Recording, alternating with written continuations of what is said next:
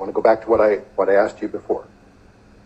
Your solicitation of witnesses yielded some affidavits from people, sworn affidavits, that you yourself determined are clearly false and spam, as you phrased it, correct? That's correct. The affidavits that you have submitted are the ones that you could not prove are false. So am I correct in saying you solicited affidavits, you received some you could prove were false, and you set those aside? The ones that you couldn't prove are false, you have submitted to the court. Correct. They were submitted under penalty of perjury. Yeah. But the affidavits that you yourself found to be false were also submitted under penalty of perjury, right? Correct. Improperly. The fact that your process for obtaining these affidavits yielded affidavits that you yourself found to be false does not support a finding that this process generates reliable evidence. This is concerning. The fact that you solicited affidavits, some you know are false, some you don't know if they're false or not, and you exclude the ones that you can prove are false and submit the others. How is that a reliable process of gathering evidence?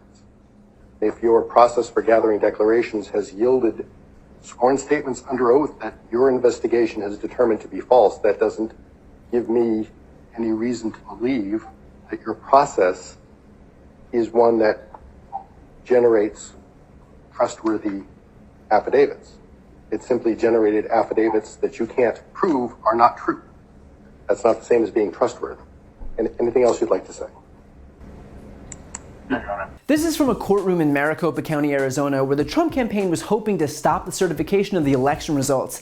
And they opted to do so by submitting affidavits that the Trump campaign itself admitted were rife with spam. They were able to throw away the ones that they confirmed were false, but the others that eventually made it to the courtroom were only able to be considered not definitely false, which is to say that there was no way to determine if they were true, only that they weren't absolutely false, which is not exactly the standard you want to bring into a courtroom. And the reason they were so unreliable is because they came from a web forum hunting for evidence of fraud. And the big safeguard to prevent fraud in that web forum? A CAPTCHA, which is basically a tool designed to distinguish humans from bots. It's when you have to type in a few letters or numbers from a picture or click on the boxes with traffic lights in them. That was their solution to weed out unreliable affidavits. So if I wanted to submit a bogus affidavit, all I'd need to be able to do was to identify the letters in the alphabet and write what I wanted. And as long as they couldn't disprove what I wrote, then it'd be entered as evidence in a courtroom. Yeah, sounds like a pretty airtight system to me. By the way, this was the same case that began as the Sharpiegate lawsuit that exploded across right-wing media that was supposedly evidence of widespread fraud.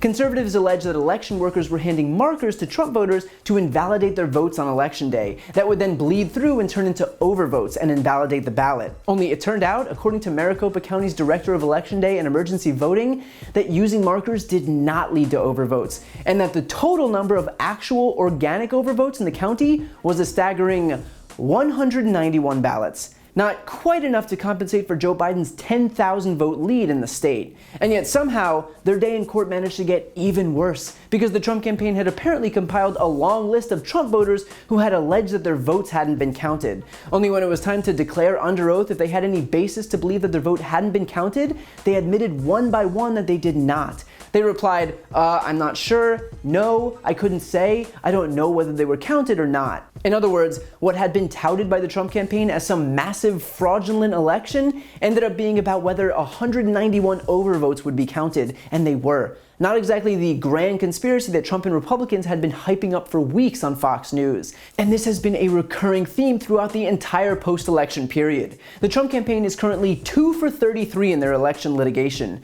One case after the next has seen their conspiracy theories come crashing down as they were actually forced to show evidence for their absurd claims, as opposed to spouting baseless talking points on right-wing media networks. The simple fact is that the only reason these conspiracy theories exist on the right is because they're not being required to prove anything. And then once that proof is necessary, suddenly those conspiracy theories deflate. So my only advice is that when you hear Republicans prop up these incredible stories of mass fraud, realize that they have nothing to back it up. And despite what the Trump campaign would want you to think, proof matters, and so does the truth.